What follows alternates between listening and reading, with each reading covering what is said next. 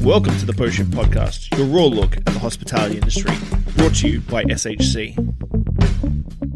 This week's episode is proudly sponsored by Bar Green Ellington for all your restaurant and bar needs. Visit bargreen.com for the full portfolio. What is happening, Post Shifters? Welcome back to another episode of the Post Shift Podcast. Of course, I'm your host, Shawn Soole. This is a shot. I'm going to try and articulate this the best I want because I don't want it to come off as a rant, but I do want to rant as well. I'm languishing in these articles and operators complaining about the labor shortage. And I've been thinking of ways that I can articulate this the best for both operators as well as staff. Now, I've done a lot of episodes the last couple of weeks about what staff should be doing, what operators should be doing. We fundamentally fucked up during COVID. During the pandemic, we fundamentally screwed up because we had an opportunity to reset our industry and make it better. And I don't believe that we did.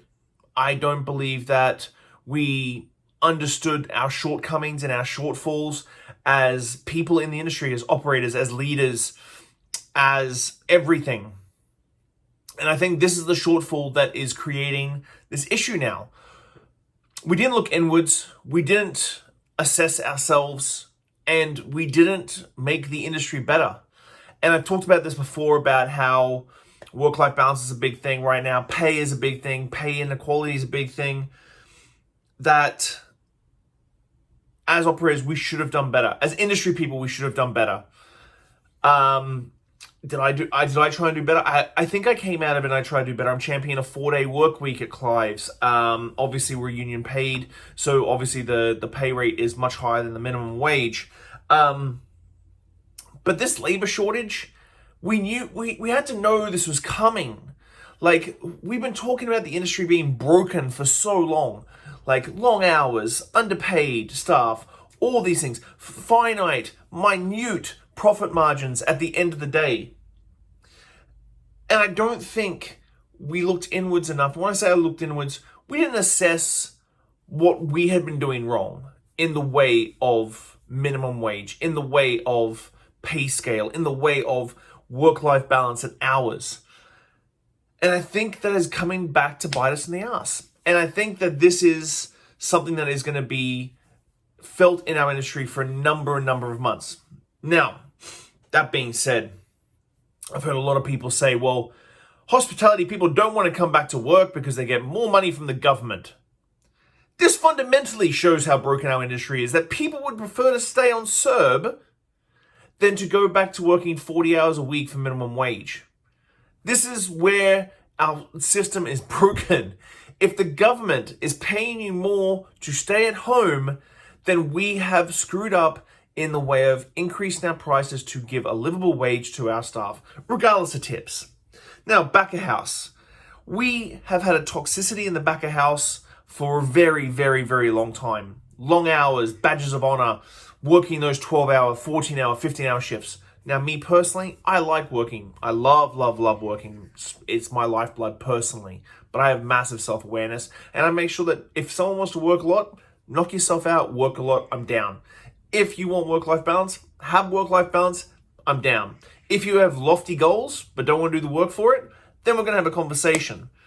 But how can we expect still to have a 22-year-old line cook who's just come out of culinary school, the bells and whistles of culinary school, the wonderfulness and passion-driven lifestyle of culinary school, and then just grind them into the ground with 5 days, 12-hour shifts, hot, no tip out from the front of house, no livable wage from the house itself. Why do you think that these kids don't want to work anymore? This industry is ridiculously hard to be successful in, to make money in. So why do we think that this next generation, and I talked about this earlier a couple of podcasts ago about screwing up because we haven't made this better for the next generation, the next generation wanting to work and empowering them and making them passionate about the industry, when on one hand we want them to be passionate and empowered, and on the other hand we're asking them to work way too long, late nights, hot conditions, bad pay. What were we expecting at the end of all this? With the minimum wage going to 15.20 in BC here, I've talked about working on your break-even points and how you do that. I think that we're in a position right now that all establishments are going to have to reassess how much they charge for food. They're going to have to reassess how much they pay their staff, front of house and back of house, bartenders, servers, buses, hostesses, everything. I'm not even going to get into tip culture because I've talked about this in the past, and I don't have an answer for tip culture. It's very, very hard. It's very, very difficult. But I think a lot of front of house people realize that the intangibility of tips and living off your tips is not a way to live. It's great in the short term, but long term, I'm seeing people trying to get mortgages. No, if you don't claim your tips, you don't get mortgages. You may be raking in and working 40 hours a week and walking away with $75,000 a year. Can't get a house loan because you don't claim your tips. The inequality of our industry has caught up with us. And this is really hard for me to say. We haven't done a great enough job as an older generation to set up our kids. Now, if you're an operator out there who is doing these sort of things, I know there's a couple, and I know that there's a couple that listen to my podcast. I'm looking at you, Matt. Bravo. You've got benefits. You work on work-life balance. You really impassion, you empower your staff. But there's a lot of people out there that still see it as a rotating door.